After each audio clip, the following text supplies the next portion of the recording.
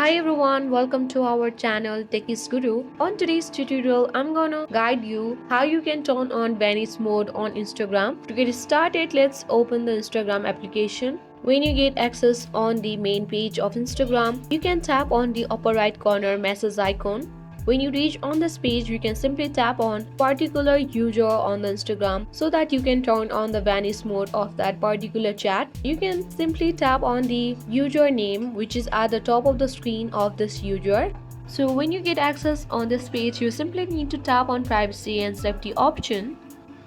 Now here you can see the vanish mode. So turning on vanish mode will enable that seen messages will disappear when you close the chat. So you can toggle on this vanish mode, and in this way you can easily turn on the vanish mode on Instagram. You can also have another way in order to turn on the vanish mode if you don't want to do in that way. So the next way is you can just swipe up to turn on the vanish mode in this way.